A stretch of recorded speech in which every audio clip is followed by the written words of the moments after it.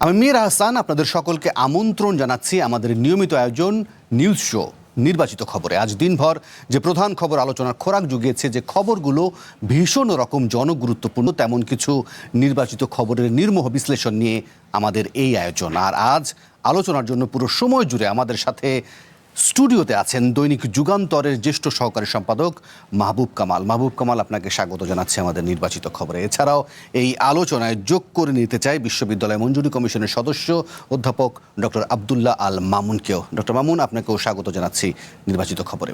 এছাড়াও এই আলোচনায় নানান সময় একাধিক অতিথি যোগ দেবেন, জানাবেন মতামত, করবেন বিশ্লেষণ।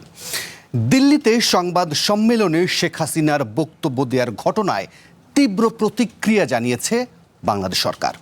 পররাষ্ট্রমন্ত্রী বলছেন, ভারত যদি শেখ হাসিনার ষড়যন্ত্রমূলক কর্মকাণ্ড বন্ধ না করে তাহলে সেটি উদ্বেগ তৈরি করবে, আর বাংলাদেশের সঙ্গে সম্পর্ক কোন দিকে যাবে সেটি ভারতকেই সিদ্ধান্ত নিতে হবে। প্রশ্ন হলো, এই বিষয়ে সরকারের স্পষ্ট বার্তা থাকার পরেও ভারত কেন শেখ হাসিনাকে এই সুযোগ দিল? ভারতের যুক্তি কতটা যৌক্তিক?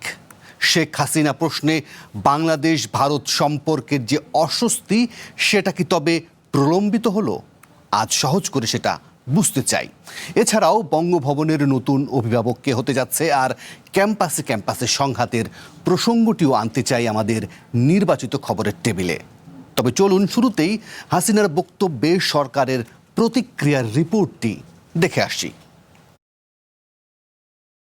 বুধবার বিকালে দিল্লিতে একটি সংবাদ সম্মেলনে ভার্চুয়ালি যুক্ত হয়ে বক্তব্য দেন শেখ হাসিনা। স্ক্রিনে তার চেহারা দেখা না গেলেও তার কণ্ঠস্বর শোনা যায়। তিনি উপস্থিত সাংবাদিকদের বিভিন্ন প্রশ্নেরও জবাব দেন।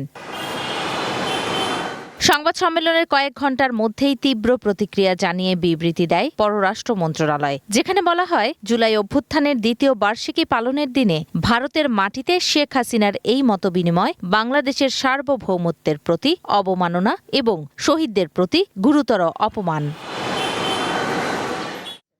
পরদিন বৃহস্পতিবার সন্ধ্যায় পররাষ্ট্র মন্ত্রণালয়ে সাংবাদিকদের মুখোমুখি শামা ওবায়েদ বলেন, কূটনীতির ভাষায় একটি দেশকে যতটুকু বলা যায় বাংলাদেশ তা বলেছে। মানবতা বিরোধী অপরাধে সাজাপ্রাপ্তদের এখনও নিজের দেশের মাটিতে বসে কাজ চালিয়ে যেতে দেবে কিনা ভারতকে সেটা ভাবতে হবে বলেও মন্তব্য করেন শামা ওবায়েদ। একজন সাজাপ্রাপ্ত আসামি যখন ভারতের মাটিতে বসে এই ধরনের কথা বলে এবং ভারত সরকার সেটা অ্যালাউ করে, তখন অবশ্যই বাংলাদেশে এবং বাংলাদেশের মানুষের জন্য একটা উদ্বেগের জায়গা তৈরি হয় যে আমাদের ভবিষ্যতে আমাদের সম্পর্কটা কোথায় গিয়ে দাঁড়াবে। এর আগে দুপুরে সচিবালয়ে শিকল ভাঙা জুলাই গ্রন্থের মোড়ক উন্মোচন অনুষ্ঠানে তথ্য ও সম্প্রচার মন্ত্রী জহিরুদ্দিন স্বপন বলেন, শেখ হাসিনার বক্তব্য নিয়ে পররাষ্ট্র মন্ত্রণালয় যে প্রতিক্রিয়া জানিয়েছে তা সঠিক। আমরা যেমন শিকল ভাঙতে পেরেছি, তেমনি আমরা শিকল মুক্ত গণতান্ত্রিক একটি প্রতিষ্ঠান দাঁড় করাতে দৃঢ় প্রতিজ্ঞ আমাদের নেতা তারেক রহমানের নেতৃত্বে। এদিকে সকালে জিয়াউর রহমান ও খালেদা জিয়ার সমাধিতে শ্রদ্ধা জানানো শেষে বিএনপির সিনিয়র যুগ্ম মহাসচিব ও প্রধানমন্ত্রীর রাজনৈতিক উপদেষ্টা রুহুল কবির রিজভী বলেন, শেখ হাসিনাকে বক্তব্য দেওয়ার সুযোগ দিয়ে বাংলাদেশের সার্বভৌমত্বকে অপমান করেছে ভারত। ভারতের নীতি নির্ধারকদের অ্যারেঞ্জমেন্টেই এই কাজটা করা হচ্ছে, অথচ তারপরেও তাকে ফিরিয়ে না দিয়ে তাকে রাজনীতি করার সুযোগ করে দেওয়া হচ্ছে। এইটা আমি মনে করি আমাদের জাতীয় সার্বভৌমত্বের প্রতি একটা অপমান। ছাত্র জনতার গণ অভ্যুত্থানের মুখে 2024 সালের 5ই অগস্ট ভারতে আশ্রয় নেন ক্ষমতাচ্যুত প্রধানমন্ত্রী শেখ হাসিনা। Sumi Rahman, one news, Dhaka. আমরা প্রতিবেদনটি দেখছিলাম। ডক্টর মামুন, আপনাকে দিয়ে বরং আলোচনাটা শুরু করি। একই সঙ্গে কিছুক্ষণের মধ্যে আমরা একজন সাবেক রাষ্ট্রদূতকেও এই আলোচনায় আমাদের সাথে যোগ করে নেব, মাহফুজুর রহমান। তিনি আমাদের সাথে কিছুক্ষণের মধ্যে হয়তো যোগ দেবেন, তার কাছ থেকেও এই বিশ্লেষণ শুনতে চাইব। আমি ডক্টর মামুন, আপনার কাছ থেকে প্রথমে একটু ছোট্ট করে বুঝতে চাইব যে, ধরেন এই বিষয়টি নিয়ে বক্তব্য প্রচার করা না করা নিয়ে এক ধরনের বক্তব্য আমরা প্রথম থেকেই, সেটা হচ্ছে ট্রাইব্যুনালের কথা বলেন বা সরকারের মুখপত্র যারা আছেন কথা বলেন, তাদের মধ্যে দেখেছি। কিন্তু এই প্রসঙ্গটি নিয়ে আমরা আলোচনা করতে পারবো না, এরকম বিষয়ে কি কোনো ধরনের অস্পষ্টতা আছে কিনা এক। তারপরে আলোচনাতে আসি যে, ধরেন সংবাদ সম্মেলনের বিষয়ে বাংলাদেশ সরকার একটা স্পষ্ট বার্তা থাকার পরও কেন ভারত এই সুযোগটা করে দিল, আর এই সংবাদ সম্মেলনে শেখ হাসিনার কী লাভ হলো আর বাংলাদেশের কি ক্ষতি হলো, মানে কার কি অর্জন হলো? প্রথমে যেটা বললেন যে সংবাদ প্রচার করা বা না করা, এর আগেও এই প্র্যাকটিস আমরা বাংলাদেশে দেখেছি, কিন্তু এবারের প্রেক্ষিতটা পুরোপুরি ভিন্ন। এই যে আমি তো নাম নেওয়ার পক্ষেই না, কারণ এটা একটা মিডিয়া প্রচারণার অংশ হয়ে যাবে, কিন্তু যার সংবাদ প্রচারণার কথা আমরা বলছি সে আলোচনার বিষয়বস্তু কিনা সেটা প্রথমে নির্ধারণ করতে হবে। এবং দ্বিতীয় হচ্ছে যে সংবাদ প্রচার করা না করা সরকারের দিক থেকে, সরকারের দিক থেকে কি পজিশন, তারপরে আমরা একটা নৈতিক পজিশন মিডিয়া হাউসগুলো বা আমাদেরও থাকা দরকার, যে এই যে সংক্ষিপ্ত আলোচনা বা আলোচনার টকশোর টেবিলে এটাকে আনা, যে কোনোভাবেই এই যে আলোচনায় থাকতে চাচ্ছে যে দলটি মানুষ হত্যা করেছে, নির্যাতন করেছে, ফেসিবাদ, সেই যে আলোচনায় থাকতে চাচ্ছে সেটা আমরা সহায়ক শক্তি হিসেবে অবতীর্ণ হচ্ছে কিনা, এটি হলো দ্বিতীয় প্রশ্ন। তৃতীয় হচ্ছে যে যেমন আপনি বলছিলেন যে এটা থাকা উচিত কিনা সরকারের অবস্থান, আমি নৈতিকতার জায়গাটাতে আর একটু তৃতীয় বিষয়টা একটু ইলাবোরেট করি। সেটা হচ্ছে যে কেন আমি কথাটা বললাম, যে যখন আমরা সারাক্ষণ যখন টকশোতে আলোচনা করছি শেখ হাসিনার অপরাধ সম্পর্কে, এবং এটা তো কোনো ধ্রুবতারার মতো সত্য, কোনো বিতর্ক সেটাতে নেই, কিন্তু এই আলোচনায় থাকার জন্য যদি এই কাজটা হয়ে থাকে এবং সেই আলোচনাটা যদি আমরা এখানে করি, তাহলে বুঝতে হবে যে সেখানে নৈতিকতার জায়গাটা থেকে, জুলাই আন্দোলনের যে চেতনা, সেই জায়গা থেকে আমরা কোনো সুযোগ করে দিচ্ছি কিনা, সেটা এই টকশোতে যারা আমরা বসে আছি, আপনি উপস্থাপক, একই সাথে এই চ্যানেলের, সেটাও কিন্তু সঠিকভাবে বা একটু ওই অ্যাঙ্গেলটাও চিন্তা করা উচিত। আমরা দর্শকদের যে এই সংবাদটি সম্পর্কে যে চাহিদা বা টেলিভিশনের যে ভূমিকা, সেটা আপনারা নির্ধারণ করবেন, সেটা নির্ধারণ তো আমি করব না। কিন্তু আমি যখন টকশোতে এসে যে খবরটুকু দেখছি, আমি মনে করি সরকারের যে বক্তব্য, এই বাংলাদেশের সারা বাংলাদেশের মানুষের সেটি বক্তব্য, সেটি যখন আপনি প্রচার করছেন, এর বাইরে প্রচারণার প্রসঙ্গটা আর আসলে ব্যক্তিগত অ্যানালাইসিস। আরো সহজ করে আসি, আপনি বিষয়বস্তুর কথা বলছিলেন, ধরুন আমার বিষয়বস্তুর জায়গা থেকে আসি। বাংলাদেশ সরকার একটা বার্তা দিয়েছে, আপনার কাছে কি মনে হয় ভারত সরকার সেই বার্তাটা উপেক্ষা করেছে? না, আমি অন্য জায়গায় আসি, আবার একটু খোলাসা করি, যদি আপনি প্রশ্নটা শুরুতেই করেছেন, সেটা হচ্ছে যে আপনি যখন প্রচার করছেন যে বাংলাদেশ সরকার অবস্থান এটি, সরকারি বেসরকারি আমি যে ভাষাই বলি না কেন, আসলেই সামাওয়াই ঠিক বলেছে যে সর্বোচ্চ ভাষায় সরকার উত্তর দেওয়ার চেষ্টা করেছে, এবং ভারতকেই নির্ধারণ করতে হবে যে কিভাবে এই সম্পর্কের মাঝখানে এই বিস্ফোরণকে রেখে ভারত আগাবে। কিন্তু যেটা আমি আর্গুমেন্ট করার চেষ্টা করছি, যে মিডিয়ার খবরের জন্য বা টকশোর জন্য, চ্যানেলের জন্য আমি যথেষ্ট তথ্য সমৃদ্ধ বিবৃতি এবং আজকের বক্তব্যগুলো গেছে। সো এই আলোচনাটা অমূলক বা অমূলক না সেটি বলবো না, আপনার ওই প্রশ্নটাতে চলে যাই, নৈতিকতার জায়গাটা যেটা আমি শুরু করেছিলাম, সেই জায়গাটায় এর বেশি আলোচনার প্রয়োজন আছে বলে আমি মনে করি। আর এই বিষয়টা যদি একটু বলতেন যে কার কি লাভ হয়েছে, সেটা নিয়েও একটু মন্তব্য করতে চান না? না, অবশ্যই মন্তব্য করতে চাই, সেটা সেখানে মন্তব্য শুধু এই ফ্যাক্টর না, ভারতকে বরাবরই আমি প্রেক্ষাপট থেকে আসতে চাই, তাহলে শুরু থেকে যে কিভাবে ফেসিবাদ টিকে থাকলো, এটা আর গোপন কোনো বিষয় না। তাহলে বিশেষ করে এটা তো প্রশ্ন, আমাদের আরেকজন অতিথি ছিলেন, তো তাকেও যোগ করে নিই, তাহলে আপনার কথা শুনতে পারবেন, তারও একটু বিশ্লেষণ করতে সুবিধা হবে। আমাদের সাথে মাহফুজুর রহমান, সাবেক রাষ্ট্রদূত, তিনি যোগ দিচ্ছেন। আশা করি মাহফুজুর রহমান আপনি শুনতে পাচ্ছেন, আপনার কাছেও বিশ্লেষণ শুনবো, আপনার কাছেও জানতে চাইবো আসলে বিষয়বস্তু ধরেন বা যেই প্রসঙ্গটি সামনে আসছে, অনেকেই এক ধরনের আলোচনার ক্ষেত্রে বিধিনিষেধের প্রসঙ্গগুলো সামনে আনেন, একটু অস্পষ্টতার মধ্যে ভোগেন, অস্বস্তিতে ভোগেন। আমরা তো স্বাধীন মানে গণমাধ্যমের কথা বলি, সেই জায়গাতে একটু স্পষ্টতাও আনা দরকার। ওকে, ফলে আপনি আপনার নৈতিকতার প্রশ্ন, আচ্ছা ওকে, তুলেন। এবং আমরা আলোচনা করছি, কিন্তু আমরা আলোচনা যে জায়গাটা ছিলাম, যে আমি যে আলোচনা যারা থাকতে চাচ্ছে সেই সুযোগে যদি আমি ঘি ঢালি বা আলোচনার সুযোগ করে দিই, সেটা কি আমি সহায়ক ভূমিকা পালন করছি? আমি সেই প্রশ্নটা রেখেছি মিডিয়ার। সেই সহায়ক ভূমিকা কি আপনার মনে হয় সরকারকে? আমি তো পররাষ্ট্র মন্ত্রণালয় থেকে শুরু করে সবাই যেভাবে প্রতিক্রিয়া জানাচ্ছে, আমি বলছি যে ওই প্রচারটুকুই যথেষ্ট, বা ওই প্রচারের ব্যাপ্তিটাও যথেষ্ট। দ্বিতীয় প্রশ্নে বরং যাই আমি, যেটা আপনি বলেন যে ভারতকে আসলে নির্ধারণ করতে হবে, যে ভারত আমরা বলছি নির্ধারণ করা উচিত, বাট এখন দেখছি নির্ধারিত হচ্ছে না। যেভাবে যাচ্ছে, যে বক্তব্য, যে অ্যাক্টিভিটিস, এটা কোনোভাবেই আপনি মিডিয়ার আমরা যত আলোচনাই করি, এটাকে একটা রগে নিউজ করি বা কাটতি আইটেম করি না কেন, কিন্তু এটা কি কোনোভাবে গ্রহণযোগ্য? এখানে একজন ডিপ্লোম্যাট জয়েন করেছেন, এটা কি সম্ভব? এটা কি তার মানে কি এটা রাজনৈতিক এলিমেন্টটা ভেরি মাস আপনার পুনর্বাসনের যে প্রক্রিয়া, তার একটা অংশ? কেন আমি কথাটা বললাম, বা অফ দি রেকর্ড মাহবুব কামাল কেন কথাটা বলেন, এই আলোচনাটা তো পুনর্বাসনের একটা অংশ, এবং তারা যেটা করতে চাচ্ছে আপনি সেটা আলোচনা করে সেটাতে ঘি ঢালছেন বা সুযোগ করেছেন। সেজন্যই আমি বলছি যে সরকার কি বললো না বললো, তার চেয়ে আমাদের নৈতিকতার প্রশ্নটা হচ্ছে যে এই আলোচনাটা আমরা করবো কিনা। ওকে, মাহবুব কামাল, আপনার যদি ছোট্ট করে এই বিষয়টা যদি বলেন, যদি সরকারে আপনি দেখেন একটা বিষয় নিয়ে সরকারের এমন কোনো উইং নেই যারা প্রতিক্রিয়া জানায়নি, এবং একই সঙ্গে যদি আপনাকে এই ফাঁকেও যদি দেখার সুযোগ থাকে আসিফ মাহমুদ সজীব ভুঁইয়া তারও যদি বক্তব্যটা আছে সেই বক্তব্যটা আপনি শুনুন, তাহলে আপনার বরং আরও যোগ করার সুবিধা হবে। সেক্ষেত্রে আসিফ মাহমুদ সজীব ভুঁইয়া কি বলেছেন গণমাধ্যমে, এনসিপিরও প্রতিক্রিয়া আছে এই বিষয়ে। ভারত সরকার শেখ হাসিনাকে এখানে দাবার গুটি হিসেবে এবং টুল হিসেবে ব্যবহার করছে বাংলাদেশের যেই অভ্যন্তরীণ শৃঙ্খলা এবং গণতান্ত্রিক পরিবেশ আছে এটাকে বিনষ্ট করার জন্য। সরকার ভারতের যিনি হাইকমিশনার বাংলাদেশে আছেন দীনেশ ত্রিবেদী, সরকার তাকে তলব করবে এবং তাকে যেন এই ঘটনার জন্য অফিসিয়ালি সতর্ক বার্তা প্রদান করা হয়, এটা আমরা সরকারের কাছে দাবি করছি। শুনছিলাম ধরেন এখন কালকে ধরেন আসিফ ভুঁইয়া যেটা বললেন, ধরেন কালকে ধরেন সরকার একটা স্টেপ নিল যে ঠিক আছে দীনেশ ত্রিবেদীকে ডাকলো, কড়া ভাষায় বার্তা জানালো, গণমাধ্যমে আলোচনা হবে না, আসবে না প্রসঙ্গটি? আমি বলছি নিষেধাজ্ঞাটা বোধহয় এরকম যে তিনি ফরেন করেসপন্ডেন্টদের সামনে কি বলেছেন সেই বক্তব্যটা প্রচার করা যাবে, এইটা বোধহয় নিষেধাজ্ঞা। মানে এই পুরো প্রোগ্রামটা নিয়ে আলোচনা করা যাবে না তা না, তিনি কি বলেছেন এইটা হুবহু প্রচার করে, এটা বোধহয় নিষেধাজ্ঞা। তো মানে ট্রাইব্যুনালে বক্তব্য হচ্ছে যে বিদ্বেষমূলক বক্তব্য, উস্কানিমূলক বক্তব্য, সেইটার ব্যাপারে নিষেধাজ্ঞা আছে। তা আমরা তো এমনি আলোচনা করতেই পারি, মানে এইটা নিয়ে আমরা ওইটা কন্টেন্টে গেলাম না, উনি কি বলছেন না বলছেন এই কন্টেন্টে আমরা গেলাম না। আমার প্রশ্ন হচ্ছে যে দেখেন ইউনূস সাহেবের 18 মাস এবং বর্তমান সরকারের 5 মান্থস প্লাস, এই 23 মাসে আমরা ইন্ডিয়ার সাথে এমন একটা ডিপ্লোম্যাটিক রিলেশন করতে ব্যর্থ হইলাম যে ব্যর্থতার কারণে এরকম একটা সরকারের অপছন্দের জিনিস ঘটতে পারলো, তাই না? যদি এই 23 মাসে যদি ইন্ডিয়ার সাথে ডিপ্লোম্যাটিক রিলেশনটা যদি মানে ইয়ে করা যেত, মানে ফার্নিশ করা যেত, তাহলে তো এই সিচুয়েশন হইতো না, তাই না? তাহলে আমরা কেন ব্যর্থ হয়েছি এইটা আপনার সংসদে বোধহয় আমি একদিন বলছিলাম। সেটা হচ্ছে যে ডিপ্লোমেসিতে একটা কথা আছে, quiet diplomacy is far more effective than public drama.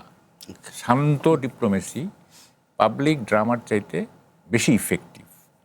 আমরা এই 23 মাস ধরে অ্যাকচুয়ালি পাবলিক ড্রামা করছি, ড্রামা না বলে আমি বলতে পারি মেলোড্রামা করছি, একেবারে মেলোড্রামা। কিন্তু কাজের কাজ কিন্তু কিছু হয় নাই, এবং রিলেশনটা আমরা বলে যে রিপেয়ার করতে পারি নাই। ফলে এই সমস্ত হয়েছে। দেখেন শেখ হাসিনাকে ফেরত পাঠানোর জন্য ইন্টারিম গভর্নমেন্ট চিঠি দিছে না, একাধিকবার বোধহয় চিঠি দিছে, Indian government did not respond.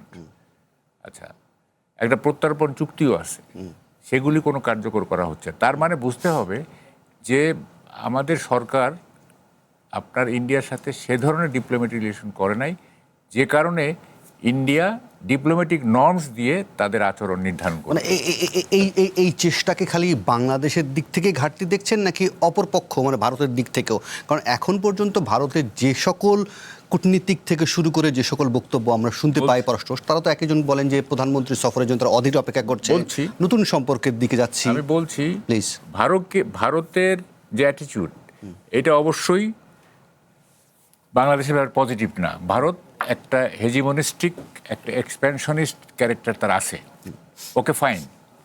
কিন্তু এই যে ভারতের যে আধিপত্যবাদী মনোভাব কিংবা ভারতের যে অ্যান্টি বাংলাদেশ অ্যাটিটিউড, এইটাকে আপনি নিউট্রালাইজ করবেন কিভাবে? আপনি কি আগুন নেভানোর জন্য আগুন ঢালবেন, তাহলে তো আগুনের শিখার বাড়বে। আগুন তো আর আগুন দিয়ে নেভানো যায় না, আগুন নিভাইতে পানি লাগে, তাই না? দুইটা আগুন মিলে তো আর বড় শিখা জন্ম দিই, তাই না? তাইলে ভারতের যে মানে অ্যান্টি বাংলাদেশ তাদের যে প্রজেক্ট, সেইটাকে নিউট্রালাইজ করতে গেলে তো আপনাকে সেইভাবে অ্যাক্ট করতে হবে, তাই না? কীভাবে নিউট্রালাইজ করা যায় এগুলো যদি আপনি মানে ক্রাফটম্যানশিপ দিয়ে যদি এটা করতে পারেন, আপনি যদি এইটা ক্রাফটিং করতে পারেন, এটা সম্ভব। এটা সব অনেক আপনার শত্রুতামূলক সম্পর্ক দুই দেশের মধ্যে সেগুলো কুল ডাউন হয়েছে, বহু হয়েছে। এগুলি ইতিহাস আছে। যেমন সোভিয়েত ইউনিয়নের সাথে ওয়েস্ট জার্মানির বিরাট বাজে সম্পর্ক ছিল, তারা কুল ডাউন করছে। মানে চায়নার সাথে ধরেন যে আরও অনেকের শত্রুতা ছিল, কুল ডাউন করছে, তাই না? পাকিস্তানের সাথে বিভিন্ন সময় এক এক রাষ্ট্রের সাথে এক এক ধরনের সম্পর্ক থাকে। ইট ডিপেন্ডস আপনি কতটা সাকসেসফুল ডিপ্লোমেসির জিনিসটা হ্যান্ডেল করতেছে। তো আমরা যেহেতু ইন্ডিয়া একটা নেইবারিং কান্ট্রি এবং বিগার কান্ট্রি, ইন্ডিয়ার যথেষ্ট সুযোগ আছে আমাদেরকে ইরিটেট করার, যথেষ্ট সুযোগ আছে ইরিটেট করার। হ্যাঁ, ইন্টারভেনশনের কথা বাদ দিলাম, ইন্ডিয়া ইন্টারভেনশন করে না, খামাখা বলে লাভ নাই। করলে 75-এ বঙ্গবন্ধু হত্যার পরে করতো, 75-এর 3 নভেম্বর যখন খালেদ মোশাররফ টেক ওভার তখনই করতো।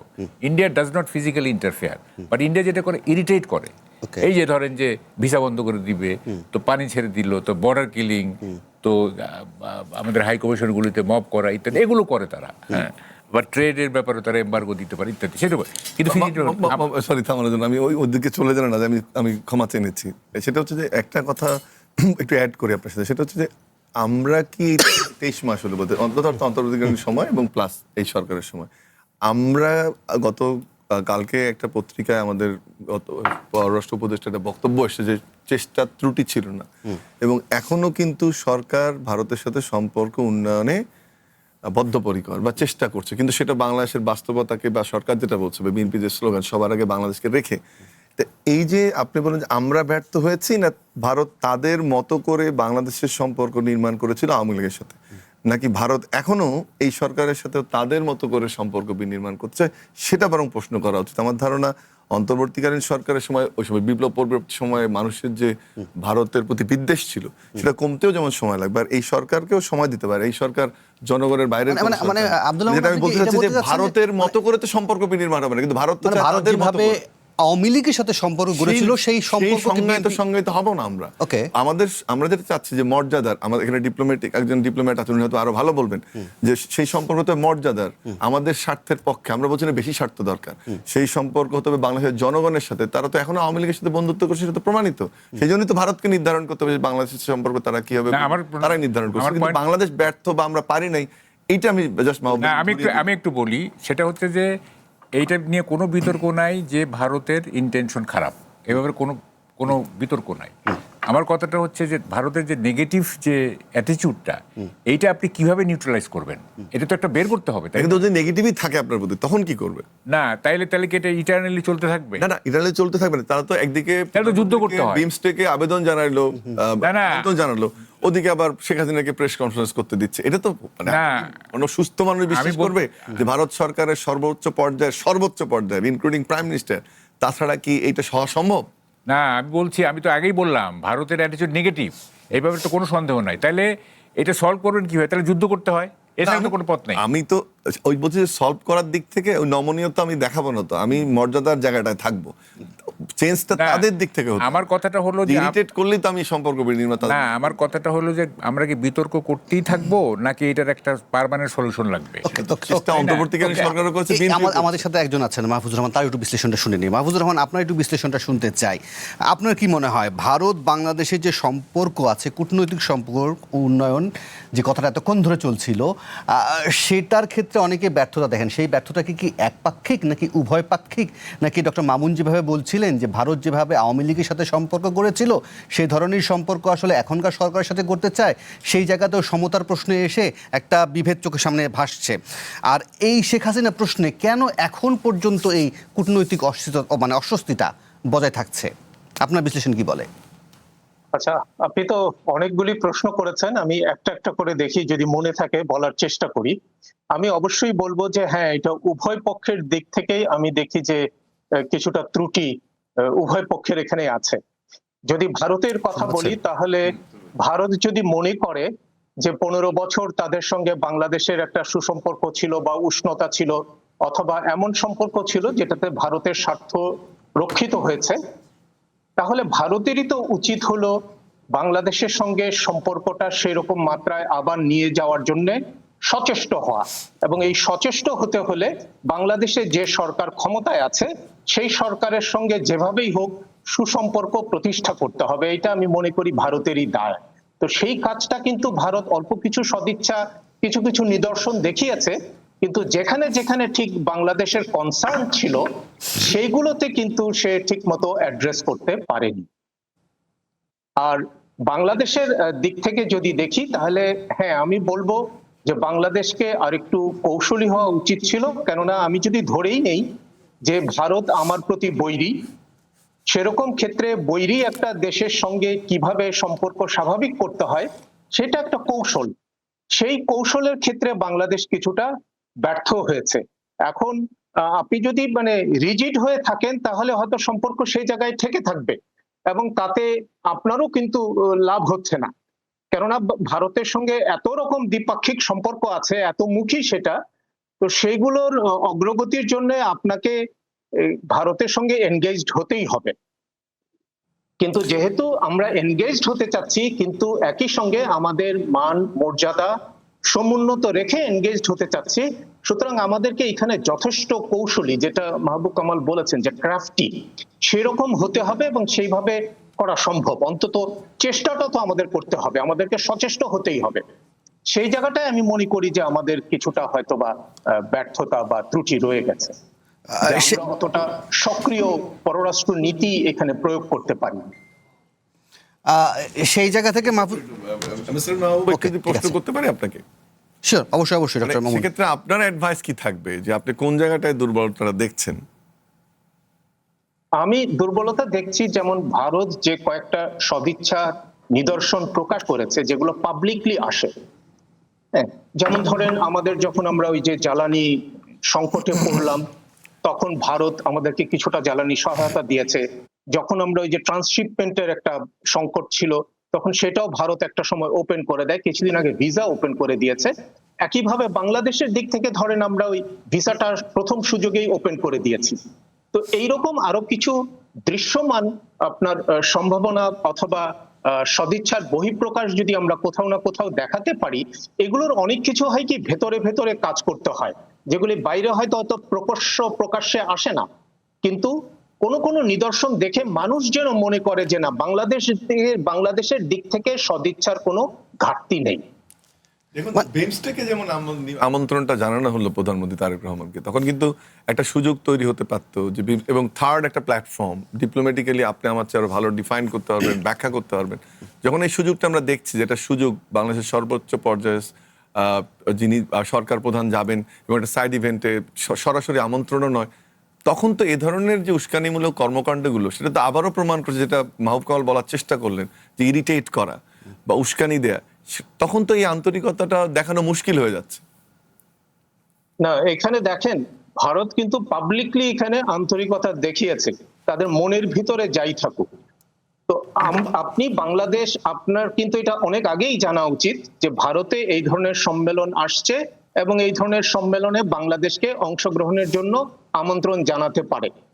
কিন্তু বাংলাদেশে যেহেতু একটা নির্বাচিত সরকার গঠিত হয়েছে এবং সরকার প্রধান হিসেবে, অর্থাৎ বাংলাদেশের সরকারের প্রতিনিধি হিসেবে অথবা প্রধানমন্ত্রী হিসেবে আগে ভারতে যাওয়া উচিত ছিল, তারপরে যদি এই আমন্ত্রণ আসতো সেই আমন্ত্রণ তখন রক্ষা করাটা সমীচীন হতো। কিন্তু আপনি নিজে প্রধানমন্ত্রী হিসেবে সেখানে যাওয়ার সুযোগ পাওয়ার আগেই আপনাকে ভিন্ন একটা পরিচয়ে যদি সেখানে আমন্ত্রণ জানায়, সেটা খুব একটা শোভন হয় না। একই সাথে আপনি যখন বাংলাদেশের যে বর্তমান পরিস্থিতি, ভারতের ব্যবহার, সেক্ষেত্রে কিন্তু বাংলাদেশ, এই সবার আগে বাংলাদেশ বলছে আমার প্রথম সফর কোথায় হবে, এই যে কেবলা তৈরি হয়ে গেছিল দিল্লি, সেটাও তো বাংলাদেশের বর্তমান একজন নির্বাচিত সরকারের, যে সরকার ওভারওয়েলমিং মেজরিটি নিয়ে এসেছে, তার তো সিদ্ধান্ত গ্রহণের ক্ষমতা নিশ্চয় রয়েছে। সে কি মালয়েশিয়া যাবে না, চীন যাবে না, ভারত যাবে, কিন্তু সেখানে তো ভারতের এক্সপেকটেশন থাকাটা কতটুকু একটা স্বাধীন ডিপ্লোমেসির মধ্যে পড়ে বা ওই ডেফিনেশনের মধ্যে পড়ে? না, আমি ঠিক জানি না ভারতের ওরকম কোনো এক্সপেকটেশন ছিল কিনা, কিন্তু কেন ভারতে আমার প্রথম সফর করব? না, আপনি কোথায় যাবেন না যাবেন, কিভাবে যাবেন, এইটা স্পষ্ট পরিকল্পনা আপনারই থাকা উচিত এবং আপনারই উচিত সেটা ডিকটেট করা। আপনি তো কোথাও জায়গা থেকে আমন্ত্রণ আসলে সেটার একটা উত্তরে বলতে পারেন যে আমি এখন না, বাট আমার যখন সুবিধা হবে আমি তখন আসব। এবং এগুলোর পেছনে আপনার অনেক দিন ধরে কাজ করতে হয়। সেই কাজগুলো করার ক্ষেত্রে সম্ভবত, যদিও এটা দেখা যায়নি, আমি নিজেও দেখিনি, কিন্তু আমার এটা অনুমানে মনে হয় যে সেইখানে হয়তো আমাদের কিছুটা আপনার। মাহবুব, যেটা আমি বলতে চাচ্ছিলাম, যে আমার সিদ্ধান্ত আমি নেব, ভেতরে বাইরের কাজগুলো হচ্ছে এটা বিশ্বাস করতে চাই, এবং সেটাতে আমাদের যে সম্মানের জায়গাটুকু সেটা হচ্ছে না জন্যই যদি বলি যে ভারত এই ধরনের কাণ্ড ঘটাচ্ছে যেন প্রেশার তৈরি হয়, সেটাও তো একটা আইডিয়া, বাট ন্যারেটিভ। এখন যদি কেউ আপনাকে সম্মান মনে করেন দিচ্ছে না, তো সেইখান থেকে সম্মান আদায় করার জন্য আপনাকে কৌশলী হতে হয়। এখন এইটার তো ধরেন পাবলিক স্ফেয়ারে ঠিক আমি বলতে পারবো না এক্স্যাক্টলি কোন কৌশল অবলম্বন করলে আপনি হয়তো সেই সম্মানটা তার কাছ থেকে আদায় করতে পারতেন। Okay, সরকার যেমন আমি বলি সাম্প্রতিক সময়ে সরকার যে কঠোর ভাষা ব্যবহার করেছে, সরকার হয়তো মনে করছে যে এই কঠোর নীতি গ্রহণ করার ফলেই এই কাজটা হয়তো সহজ হবে, সম্মান আদায় করাটা সহজ হবে। মাহফুজুর রহমান, আমি একটা বিরতি নেই। বিরতিতে যাবার আগেই আপনি বলছিলেন যে দৃশ্যমান বেশ কিছু ইতিবাচক বা আন্তরিকতা আপনি দেখেছেন। তার মধ্যে আপনি বলছিলেন জ্বালানি সহায়তার কথা বলছিলেন, ভিসা ওপেন করে দেওয়ার কথা বলছিলেন, কিন্তু সবগুলোর সাথেই তো কোনো না কোনোভাবে অর্থনীতি জড়িত। আপনি নিশ্চয়ই জ্বালানি ফ্রিতে আনেননি, আপনি নিশ্চয়ই ভিসাটা এই অর্থ ওপেন করেননি যে সেখানে আমাদের একটা বড় সংখ্যক লোক যায় চিকিৎসার জন্য, তাদের সাথে আমাদের কেনাকাটা বলেন, পর্যটন বলেন, ফলে সেখানে তো আসলে দৃশ্যমান অর্থনীতিরই একটা লাভের দিক আছে ভারতে। সেখানে কি আন্তরিকতা আসলে আপনি দেখেন, আমি একটু বিরতির পর ফিরে এসে জানার চেষ্টা করব। নেব ছোট্ট একটা বিরতি, ফিরছি একটু পর। ভবিষ্যৎ হোক নিরাপদ, বিনিয়োগ হোক বিশ্বস্ত, আর আমার পছন্দ Salt Bae. Welcome to Salt বে। আবার আমন্ত্রণ নির্বাচিত খবরে। আমাদের সাথে আছেন মাহবুব কামাল, আছেন ডক্টর আব্দুল আল মামুন, আছেন অ্যাম্বাসেডর মাহফুজুর রহমান। মাহফুজুর রহমান, বিরতির আগে যে প্রশ্নটি রেখেছিলাম সেটা যদি একটু ছোট্ট করে বলতেন যে আসলে আন্তরিকতার জায়গা থেকে যদি আমরা বলতেও যাই, সেখানে তো আমি আসলে দিন শেষে ভারতের অর্থনীতি খুঁজে পাই। আপনি একটু আগেই তো আমরা বলছিলাম যে আমরা সম্পর্কটা নির্মাণ করতে চাই মান মর্যাদার ভিত্তিতে। বাংলাদেশ এখন যথেষ্ট সক্ষম একটা দেশ, সুতরাং এখন আমরা আর ওই দান খয়রাতের জায়গায় নেই। কিন্তু যদি আমাদের কাছে আপনার অপশন অনেক বেশি থাকে, যেমন আমরা জ্বালানি অন্যান্য অনেক দেশ থেকে নিতে পারি, সেখানে ভারত থেকে নেওয়ারও যদি একটা সম্ভাবনা আমাদের তৈরি হয়, অর্থাৎ আমাদের চয়েস বাড়ে, আমরা আমাদের পছন্দ মতো জায়গা থেকে নিব। কিন্তু যদি সম্ভাবনাটা থাকে, অর্থাৎ পছন্দটা যদি আমার হাতে থাকে, তখন আমার স্বাধীনতা বাড়ে। সিদ্ধান্ত নেওয়ার ক্ষেত্রে আমি অনেকখানি মানে সহজ হতে পারি, সক্ষম হতে পারি। তো সেইটুকুর জন্য আমি মনে করি ওটা একটা সদিচ্ছার বহিঃপ্রকাশ ছিল। আর এর বাইরে একেবারে অর্থনৈতিক আপনার লাভের বাইরে, যেমন ধরেন যখন আমাদের প্রাক্তন প্রধানমন্ত্রী খালেদা জিয়া প্রয়াত হলেন, তখন কিন্তু ভারতের পক্ষ থেকে তাদের পররাষ্ট্রমন্ত্রী সেই আমাদের শেষকৃত্য অনুষ্ঠানে এসেছিলেন এবং খালেদা জিয়ার পরিবারের সঙ্গে দেখা করেছিলেন। এমনকি নতুন সরকার যখন গঠন করা হয় তখন সেখানে তাদের স্পিকার মহোদয় উপস্থিত ছিলেন শপথ অনুষ্ঠানে, এবং তখন সেখানেই তিনি মাননীয় প্রধানমন্ত্রীকে সেই ভারত সফরের আমন্ত্রণটাও জানিয়েছিলেন। আমি বলেছি এগুলাই সদিচ্ছা আর কি। হ্যাঁ, তো আপনি এর বাইরে এই মুহূর্তে যেহেতু দু দেশের মধ্যে একটা সম্পর্কের টানাপোড়েন আছে, হয়তোবা এর থেকে বেশি কোনো সদিচ্ছা সেজন্য আমরা হয়তো ভারতের দিক থেকে দেখতে পারিনি। আর আমি তো ভারতের পক্ষ থেকে মানে ওকালতিও করছি না, যেটা ঘটনাটা ঘটেছে আমি শুধু সেটাকে ব্যাখ্যা করার চেষ্টা করছি। ওকে, আপনার পয়েন্ট একদম ক্লিয়ার। আমি একটু বলি। জি, মাহবুব কামাল। না দেখেন, ভারত যে গত আওয়ামী লীগ সরকারের সঙ্গে যে মাখামাখিটা ছিল তাদের যে একটা কি বলে যে ডিপ একটা সম্পর্ক ছিল, তাই না? এখন যখন আওয়ামী লীগ সরকারের পতন হইল, তখন এই 0 ঘন্টাতে কি হইলো সেটা আমরা একটু দেখি। আমাদের কাছে মানে অবস্থা দৃষ্টিতে মনে হচ্ছিল যে আন্দোলনটা, অভ্যুত্থানটা আসলে শেখ হাসিনা এবং ভারত দুটোর বিরুদ্ধেই ছিল। ঠিক আছে, কারণ আমরা 0 আওয়ারই দেখলাম যে ডক্টর ইউনূস তখনও ক্ষমতা নেন নাই, উনি ইন্ডিয়ার বিরুদ্ধে নানা রকম কথা বললেন এবং এমনও বললেন যে 7 সিস্টার প্রয়োজনে আমরা ডিস্টেবিলাইজ করবো ইত্যাদি। তাহলে 0 আওয়ারে আপনি একটা অ্যান্টি ইন্ডিয়ান স্ট্যান্ড নিলেন। আপনি তো স্ট্যান্ড নেবেন অ্যান্টি হাসিনা স্ট্যান্ড, আপনি অ্যান্টি আওয়ামী লীগ স্ট্যান্ড নেবেন। 0 আওয়ারে যখন আপনি ইন্ডিয়ার বিরুদ্ধে চলে গেলেন, তাই না? ওদের উস্কানি আগেই, ওরা কিন্তু প্রথমে উস্কানি দেয় না, ওরা শেখ হাসিনাকে নিয়ে চলে গেছে। ঠিক আছে, আপনাকে মনে হয় না যে ধরেন ভারত বিরোধিতা বাংলাদেশের রাজনীতিতে মানে বরাবরই একটা কার্ড? হ্যাঁ, সবাই খেলে। সেটাই তো, এইটাই তো বলতেছি, প্রবলেমটা তো এই জায়গায়। প্রবলেমটা হচ্ছে যে আপনি 0 আওয়ারে ওয়েট করেন, দেখেন ভারত কি করে, ইন্ডিয়া কি করে। আপনি তো প্রথমেই আপনি স্ট্যান্ড নিয়ে নিলেন, তাইলে তো আর আপনার ওই যে মর্যাদাপূর্ণ সমান সম্পর্কের সুযোগ আর থাকলো না। ঠিক আছে, তো আপনি যখন অ্যাক্ট করলেন, ওরা রিঅ্যাক্ট করতেছে, আবার ওরা এটা একটা রিপ্রোডাক্টিভ হয়ে যাচ্ছে, তাই না? তো ফলে আমরা রেডি হয়েছিলাম যে শেখ হাসিনা পতনের সঙ্গে সঙ্গে আমরা ভারতকেও অ্যাটাক করব, কারণ শেখ হাসিনা সরকার ছিল ভারতের মানে ভারতের মদতপুষ্ট বা ভারতের কি বলে যে সহায়তা পুষ্ট সরকার। ফলে আপনি যখন মানে একই সাথে দুইটার বিরুদ্ধে ফাইট শুরু করলেন, হ্যাঁ, তা এটা না করে যদি এরকম হইতো যে ঠিক আছে আমরা দেখি ভারতের অ্যাটিটিউডটা আমরা দেখি যে নতুন সরকারের সঙ্গে। ভাই, যখন আপনার পররাষ্ট্রমন্ত্রী বলে যে আমাদের সাথে বিয়ের সম্পর্ক, বা প্রধানমন্ত্রী বলে তো বললামই আমি যা দিয়েছি সারা জীবন শোধ করতে পারবো না, এখানে অ্যাম্বাসেডর সাহেব যেটা কথা বললেন ওটা ওই ডিপ্লোমেসি।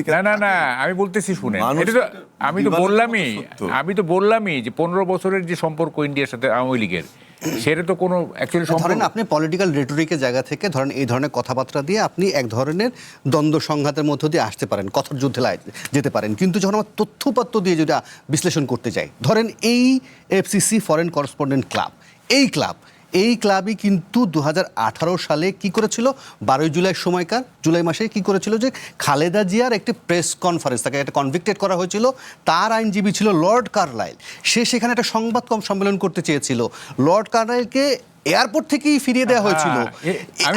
এই ক্ষেত্রে কি ব্যাপারে তো কোনো সন্দেহ নাই, এই ক্ষেত্রে তো কি ঘটলো আমি বলছি শুন, এইটা নিয়ে বিতর্ক তো কিছু নাই।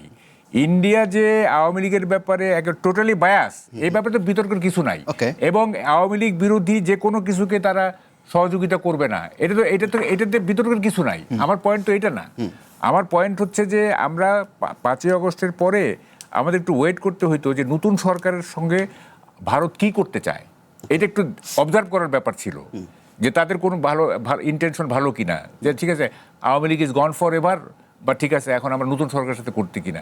আমরা তো ওই ওয়েটটা করি নাই, আমরা ওয়েটটা না করেই আমরা যুগপথভাবে আওয়ামী লীগ এবং কি বলে যে ওই ভারত দুইটাকে একসঙ্গে ফাইট, মানে দুইটাকে একসঙ্গে বিরোধিতা করছি, ফলে এই স্কোপটা থাকে নাই, এবং এটা একটা হয়ে গেছে আপনার, এটা একটা চেইন ইফেক্ট হয়ে গেছে। ধরেন যে এখান থেকে বলা হচ্ছে আবার ওরা রিয়াক্ট করছে, আবার ওই রিয়াকশনের পরিবর্তে আবার অ্যাকশন, এটা একটা খেলা হয়ে গেছে আর কি, হ্যাঁ, এটা একটা খেলা হয়ে গেছে। ফলে আমার মনে হয় না যে ভারতের সাথে আর সম্পর্ক করার কোনো সুযোগ আছে, আমার কাছে মনে হয় না। ভারতের এমনিতেই ভারত একটা এখানে তাদের মানে তাদের পারপাস সার্ভ করবে এরকম একটা সরকার সবসময় থাকুক, এটা ভারত তো চাই, হ্যাঁ, ভারত সবসময় চাই। তাদের যে এক্সপ্যানশনিস্ট যে ক্যারেক্টার, তাদের যে হেজিমনিস্টিক ক্যারেক্টার, এটা চাবেই। এবং যেহেতু আমাদের সোসাইটির আপনার কি বলে যে গ্রসলি আমাদের সাধারণ মানুষ হচ্ছে অ্যান্টি ইন্ডিয়ান আমরা, তাই না?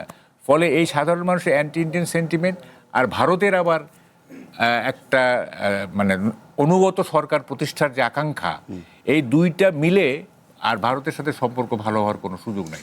ওকে, আমি এই বিষয়ে একেবারে উপসংহারে আসতে চাই। আমি মাহফুজুর রহমানের কাছ থেকে ছোট্ট করে বিশ্লেষণ জেনে পরের প্রসঙ্গটিতে যেতে চাই।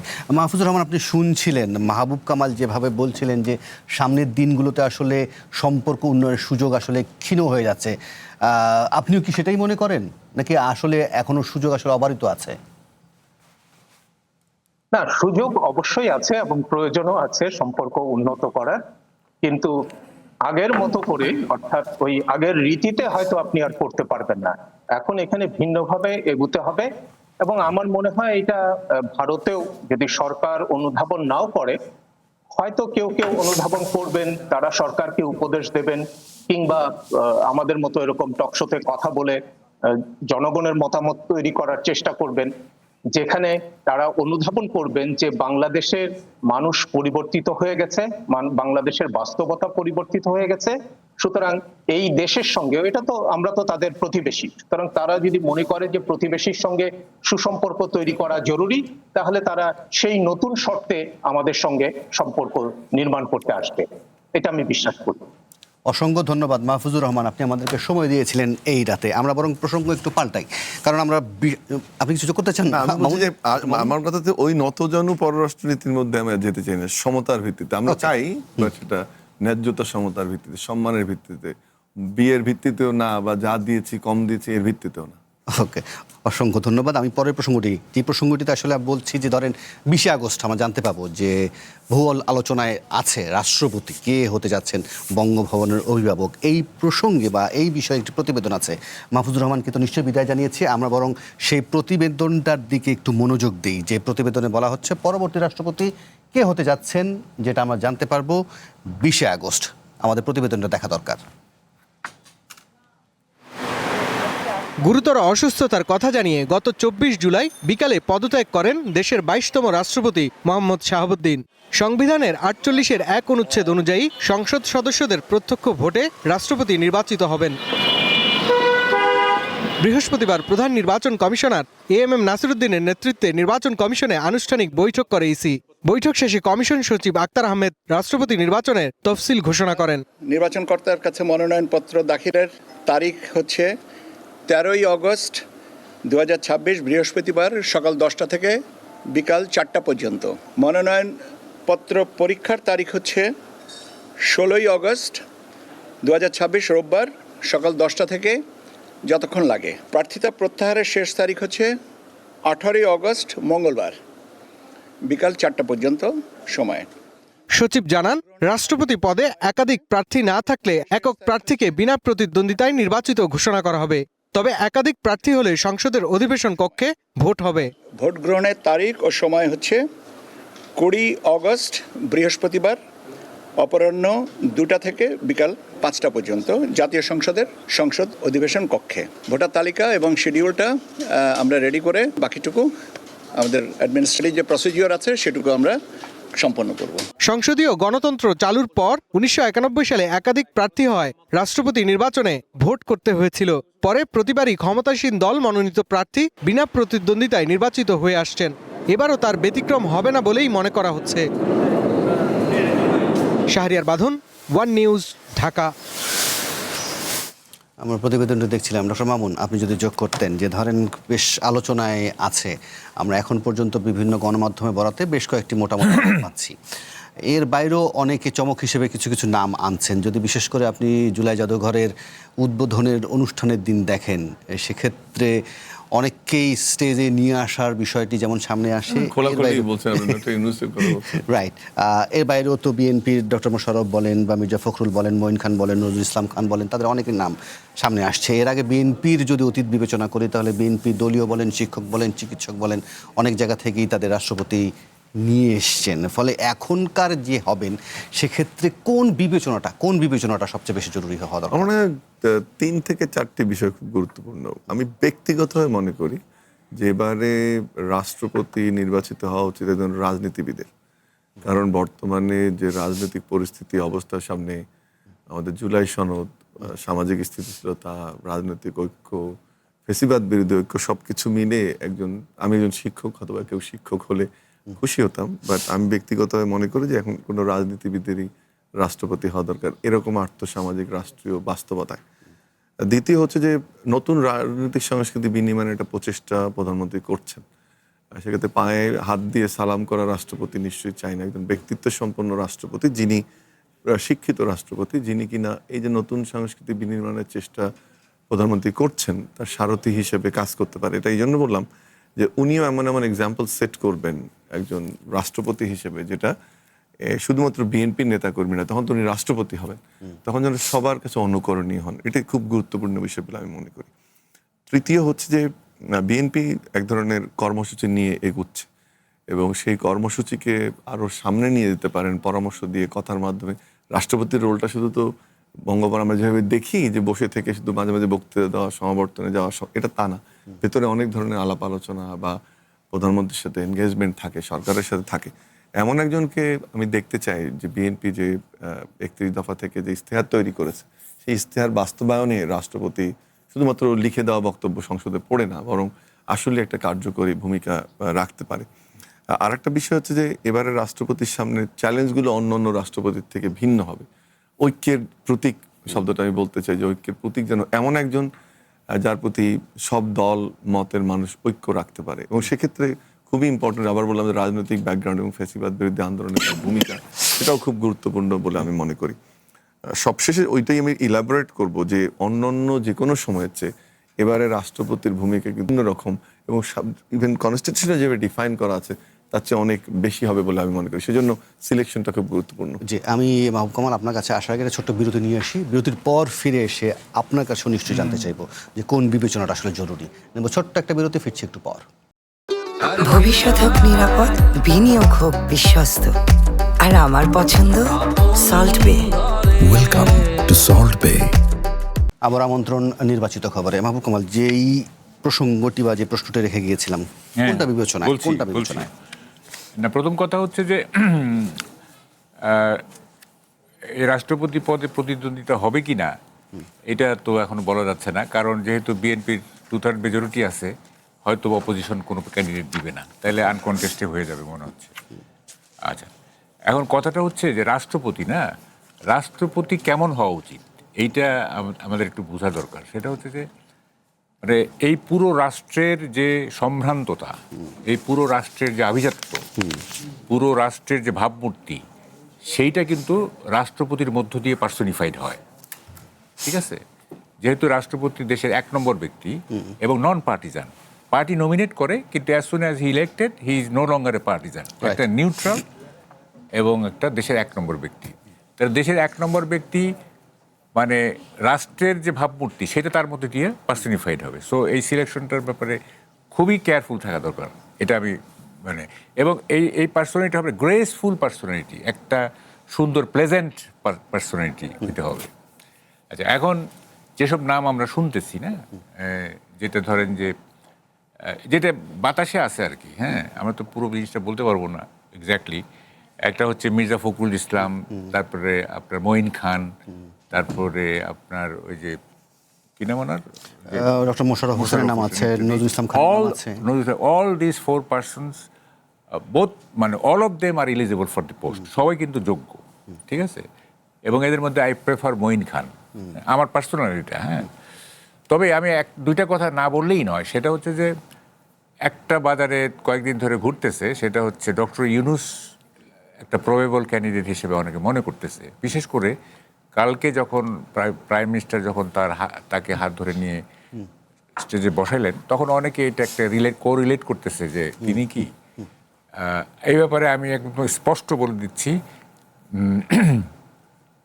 মানে any choice of prime minister except আপনার ইউনূস, ডক্টর ইউনূসকে প্রেসিডেন্ট রাষ্ট্রপতি করা কোনোভাবেই ঠিক হবে না।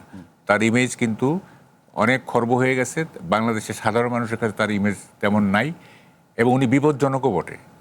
স্যার, উনি বিপজ্জনকও বটে, এবং এটা শুধু বিএনপির জন্য ক্ষতিকর মানে হতে পারে, অথবা এবং মানে সাধারণ মানুষের মধ্যে এটা একটা বাউন্স করতে পারে এই নামটা। ঠিক আছে, সুতরাং এটা অ্যাভয়েড করতে হবে। আমি একেবারে দায়িত্ব নিয়ে বলতেছি। আরেকটা আমি রিজার্ভেশন আছে, সেটা আমি বলি আপনাকে, যে আমার মনে হয় মির্জা ফখরুলকে করা ঠিক হবে না। কেন আমি বলতেছি, আপনি এক্সাইটেড হয়েন না, সেটা হচ্ছে যে মির্জা, আমি একটা লেখার হেডিং দিছি, সেটা হচ্ছে যে জনসমুদ্র নাকি বঙ্গভবনের সীমাবদ্ধ পরিসর। আপনি যখন প্রেসিডেন্ট হয়ে যাবেন তখন কিন্তু আপনি কনফাইন্ড হয়ে গেলেন বঙ্গভবনে, আপনার কোনো কাজ নাই, ভার্চুয়ালি কোনো কাজ নাই। কিন্তু Mirza Fakhrul as the general secretary general of the party এবং আপনার এলজিআরটি মিনিস্টার, তো সে তার সাথে বিএনপির নেতাকর্মীদের, জনগণের একটা বিরাট সম্পর্ক আছে। ঠিক আছে, একটা বিরাট সম্পর্ক আছে, এবং কি বলে যে উনি মানুষ তার কাছে যেতে পারে সমস্যা নিয়ে। কিন্তু বঙ্গভবনে গেলে কিন্তু মানুষ যেতে পারবে না, যাবে কিছু লোক যেতে পারবে, এটা ফর্মাল, আপনাকে অ্যাপয়েন্টমেন্ট করে যেতে হবে। এখন তো তার কাছে অ্যাপয়েন্টমেন্ট করে যেতে হয় না, মানুষের যে সমস্যা বলতে। হ্যাঁ, তো আমার মনে হয় তাকে জনসমুদ্রেই রেখে দেওয়া উচিত। হ্যাঁ, তাকে বঙ্গভবনে কি বলে যে অনেকে বলে তার স্বাস্থ্য পারমিট করে কিনা। হ্যাঁ, এটা স্বাস্থ্যেরও তো একটা ব্যাপার আছে। আমার মনে হয় না উনি মানে দ্যাট মাচ আনফিট, হ্যাঁ, যে উনি পার্টির সেক্রেটারি জেনারেল দায়িত্ব পালন করার জন্য ওনার শারীরিক অবস্থা খুব খারাপ না। হ্যাঁ, ঠিক আছে, তবুও করলে অসুবিধা নাই, বাট আমার এটা আমার রিজার্ভেশন। আমাদের মনে হয় যেই স্ক্যাজুয়াল আছে তাতে আমরা খুব শিগগিরই, খুব বেশি দিন অপেক্ষা করতে হবে না, কয়েক সপ্তাহের মধ্যে জানতে পারবো যে বিএনপি আসলে কাকে মনোনয়ন দিচ্ছে এই নির্বাচনের ক্ষেত্রে। ফলে অনেকগুলোই নাম আছে এখন পর্যন্ত, যেটা হচ্ছে গণমাধ্যমের পরিসরে আলোচনা হচ্ছে, ডক্টর মোশাররফ থেকে, অথবা এমনও হইতে পারে না, একটা সারপ্রাইজও দেখতে পারি আমরা।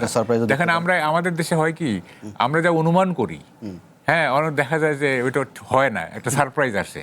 এরকম কিন্তু অতীতে হয়েছে যে আমরা একটা অনুমান করছি, দেখা গেল যে সিদ্ধান্তটা অন্যরকম আসছে। তো সেটা প্রধানমন্ত্রী কিভাবে দেখতেছেন বিষয়টা, হ্যাঁ, এটা সেটা উনি জানেন, আমরা শুধু অনুমান করতে পারি। ওকে ওকে, এবং অনুমান করতে পারেন এবং কোন বিবেচনা এবং কেমন রাষ্ট্রপতি বাংলাদেশের জন্য দরকার সেটারই একটা আশাবাদ আমরা সবাই জানাতে পারি, আলোচনায় আনতে পারি। আমি আমি আমি তৃতীয় বিষয় যেটা রয়েছে সেখানে আসলে আমার হাতে একেবারেই সময় কম, যার কারণে হয়তো আমি প্রতিবেদনটি দেখানোর সুযোগ পাচ্ছি না। ফলে মোটা দাগে যেটা বলি যে এখন পর্যন্ত 11 দল একটা 11 দফা, যেটার মধ্যে অনেকগুলো জনসম্পৃক্ত বিষয় আছে যেগুলো নিতে মাঠে নামছে, কিন্তু সেই দফাগুলোর সাথে সাথে একটা কিছু হুঁশিয়ারিও দেখছি। যেমন চিফ হুইপ বিরোধী দলীয় এনসিপির আহ্বায়ক একই সাথে নাহিদ ইসলাম, তিনি আরেকটা বর্ষা বিপ্লবের কথা বলছেন, হুঁশিয়ারিও দিচ্ছেন এবং ক্যাম্পাসগুলোতে ছাত্রদলের দখলের পায়তারা গত কয়েকদিনের ঘটনায় সামনে আনছেন। ডক্টর মামুন যদি ছোট্ট করে বিশ্লেষণ করতে থাকেন, পাশাপাশি আমি একটু ডাইসে যেতে চাই। ভবিষ্যৎ হোক নিরাপদ, বিনিয়োগ হোক বিশ্বস্ত, আর আমার পছন্দ Salt Bae. Welcome to Salt Bae. Online news পোর্টালগুলো দেখবো, আরেকটা বিপ্লব করা বা আরেকটা অভ্যুত্থান করা কি এত সহজ বিষয়? ক্যাম্পাসের যেহেতু শিক্ষকতার ক্যাম্পাসটা দিয়ে 30 সেকেন্ড বলি যে প্লিজ।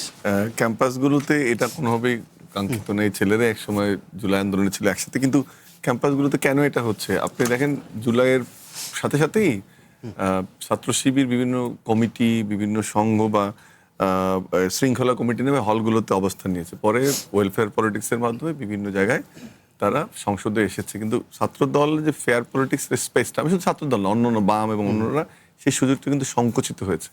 এখন স্বভাবতই ছাত্রদল চাইবে যে তাদের ক্যাম্পাসগুলোতে ফিরতে বা সমতার জায়গাটা তৈরি করতে। এই জায়গাটায় আমি মনে করি যে এটা ছাত্র শিবিরকে বুঝতে হবে যে এই রাজনীতিটা সবার জন্য ওপেন হতে হবে, গুপ্ত রাজনীতির সুযোগটা নেই এবং তাদের জন্য সুযোগও। আর ছাত্রদল আমরা আশা করব তাদের কর্মসূচি, তাদের সরকারের যে ইনিশিয়েটিভগুলো নিচ্ছে সেগুলোর মাধ্যমে সামনে এনে ক্যাম্পাসগুলোতে যাবে। কিন্তু এটা ঠিক যে ক্যাম্পাসগুলোতে এক ধরনের গুপ্ত আধিপত্য রয়েছে এবং যেটা যখনই ছাত্রদল এটাতে সাধারণ রাজনীতি করছে তখন এই প্রতিবন্ধকরা হচ্ছে। দ্বিতীয় আরেকটা হচ্ছে যে একটা বিরোধী দলের অর্থাৎ জামাতের আজকের কর্মসূচিটা 11 দফা, সেটা হচ্ছে যে বাংলাদেশের ইতিহাসে কোনো সরকারি এই পূর্ণাঙ্গ সময় ছাড়া বিদায় হয়নি। সো এটা প্রথমে একটা প্রিজাম্পশন বা একটা আইডিয়া। দ্বিতীয় হচ্ছে যে 6 মাসের মাথায় সংসদ যখন কার্যকর, সবাই কথা বলছেন, মানুষ দেখছে, একেবারে একজন বিরোধী দলীয় নেতা সরাসরি সচিবালয়ের সামনে যাবেন একটা কম সময়ের মধ্যে, এটা আসলে বিরোধী দলীয় অপরিপক্কতা। রাজনীতির প্রসেসটা কী হবে? থার্ড হচ্ছে যে আপনি আবার বিপ্লব হবে, আপনার দলের যে অবস্থান, আপনাকে স্বাধীনতা বিরোধী শক্তির সাথে গিয়ে জোটবদ্ধ হয়ে 6টা আসন নিতে হয়েছে, আবার পুনর্বিপ্লব হবে, সেই চরিত্রটা বা ক্রেডিবিলিটিটা বোধহয় অন্তর্বর্তীকালীন সরকারের সময় নানা কারণে হারিয়েছে। তার মধ্যে আমাদের স্বজনপ্রীতি, দুর্নীতি, নানান অভিযোগ, সবাই না। সো এটা খুব বাস্তবতা বলে আমার মনে হয়। আমরা একটু অনলাইন পোর্টালগুলো দেখি সর্বশেষ আপডেট কি দিচ্ছে। প্রথম আলো অনলাইন পোর্টালের সর্বশেষ আপডেট দিচ্ছে, সিদ্ধান্তটা ভারতকে নিতে হবে। শামা ওবায়েদ বিবিসি বাংলাকে সরাসরি বলছে যে শেখ হাসিনাকে ভারত এই সুযোগ দিল কেন, যেটা নিয়ে আমরা একটু আলোচনা করছিলাম। আন্তর্জাতিক অপরাধ ট্রাইব্যুনাল মানবতা বিরোধী অপরাধের মামলা তদন্তে আসামির তালিকায় অধ্যাপক জাফর ইকবালের নামও সামনে আসছে আমরা দেখছি। ডক্টর ইউনূসকে বাদ দিয়ে অন্য কাউকে প্রধান উপদেষ্টা করার চেষ্টা হয়েছিল, এটা বলছে প্রথম আলো। দেখি পরের অনলাইন পোর্টাল কি বলছে। বিবিসি বলছে মির্জা ফখরুলই কি বঙ্গভবনের নতুন বাসিন্দা হচ্ছে, একটি প্রশ্নবোধক চিহ্ন রেখে এই প্রতিবেদনটি করেছে। শেখ হাসিনাকে কেন এই সুযোগ দিয়ে দিল, শেখ হাসিনাকে নিয়ে দিল্লি অস্বস্তি বেড়েছে কিনা সেই বিষয় নিয়েও প্রশ্ন রেখে প্রতিবেদন করেছে। একই সঙ্গে দেখি যুগান্তর কি বলছে। যুগান্তরের সর্বশেষ আপডেট কি, ভারত সফরের সিদ্ধান্ত প্রধানমন্ত্রী নেবেন, পররাষ্ট্র প্রতিমন্ত্রী, এবং দেখছে পাকিস্তান হাইকমিশনের বাসভবনের আগুনের ঘটনা তদন্ত হচ্ছে। এছাড়াও রাষ্ট্রপতি হতে লাগবে যেসব যোগ্যতা, সেই আলোচনাগুলোই আনছিলাম। যদি ছোট্ট করে মাহবুব কামাল আমি ওটা বলি, ওই যেটা শেষ করতেন। সেটা হচ্ছে দেখেন, দুই বিরোধী দলের সঙ্গে সরকারি দলের এখন দুইটা বিষয়ে দ্বন্দ্ব চলতেছে, দুইটা মেজর বিষয়। একটা হচ্ছে জুলাই সনদ বাস্তবায়ন নিয়ে, আর একটা হচ্ছে জুলাই অভ্যুত্থানের ক্রেডিট কার কত, এইটা নিয়ে কিন্তু এই দুই বিরোধী দলের সঙ্গে সরকারের একটা বড় ধরনের সম্পর্ক চলতেছে এবং এই বিরোধেরই নানা রকম আমরা সাইড এফেক্ট দেখতে পারবো। আজকে সচিবালয়ে যে ঘেরা হলো, এইটা কিন্তু এই দুই বিরোধীরই আপনার সাইড এফেক্ট বা বাই প্রোডাক্ট বলতে পারেন। এবং দেখেন কালকে ওই তথ্যচিত্র নিয়ে যা হয়েছে, মানে রাষ্ট্রপতির সামনে যা হয়েছে, হ্যাঁ, কে কে কেন মানে এক দফার নাহিদ ইসলামের এটা স্বীকৃতি হলো না, এগুলি না মানে আমি কি বলবো, বাংলাদেশে এই যে মানে ক্রেডিট নেওয়ার যে ব্যাপারটা না, দেখেন কথার কথা, যদি ফেব্রুয়ারি নির্বাচনে যদি নাহিদ ইসলাম এনসিপি যদি সরকার গঠন করতো হাইপোথেটিক্যালি, তাইলে তথ্যচিত্রে 1 নম্বর ব্যক্তি হতো নাহিদ ইসলাম। ঠিক আছে, জামাত যদি সরকার গঠন করতে পারতো তাহলে 1 নম্বর ব্যক্তি হয়তো শফিকুর রহমান। এইটা বিজয়ীরা ইতিহাস লেখে, এটা তো আমরা জানি বিজয়ীরাই ইতিহাস লেখে, এটা নিয়ে বিতর্ক করার কিছু নাই। এবং এইটা নিয়ে যা হইলো, এবং ডিপ্লোম্যাটরা, ফরেন ডিপ্লোম্যাটরা পর্যন্ত they had to leave the hall room, না অনাকাঙ্ক্ষিত তো ফলে এখন না, যেটা এখন একটু 1 মিনিট, যেটা ওই যে গ্যাস 30 সেকেন্ড 30 সেকেন্ড গ্যাস ট্যাস এগুলি নিয়ে যে আন্দোলন হচ্ছে না, এইটা জাস্টিফাইড, কারণ আমাদের ইকোনমিটা কিন্তু এখন খুব ভালো অবস্থায় নাই, সময় তো দিতে হবে, খুব ভালো অবস্থায় নেই। এবং গ্যাস বিদ্যুৎ, আমি তো বলি গ্রামাঞ্চলের বিদ্যুৎ পরিস্থিতি যদি 15 দিনের মধ্যে ভালো না হয়, তাইলে এমনও হইতে পারে যে গ্রামের লোকজন হয়তো দেখা যাবে যে মানে বিদ্যুৎ অফিস ঘেরাও করতেছে, এরকম হইতে পারে, মানে ওরা অতিষ্ঠ হয়ে গেছে। অনেক অতিষ্ঠতা কথা আপনি উল্লেখ করছেন। একই সঙ্গে ডক্টর মামুনও বলছিলেন যেটা সময় তো লাগবে নিশ্চয়, সার্টেন টাইম পর্যন্ত সরকারকে। যাই হোক, অসংখ্য ধন্যবাদ মাহবুব কামাল এবং ডক্টর আব্দুল মামুন, আপনারা আপনাদের মূল্যবান সময় এবং মন্তব্য জানিয়েছিলেন। আর শেষ করতে হচ্ছে আজকের নির্বাচিত খবর। কাল আবারও দেখা হবে, সে পর্যন্ত ভালো থাকুন, সুস্থ থাকুন, শুভরাত্রি।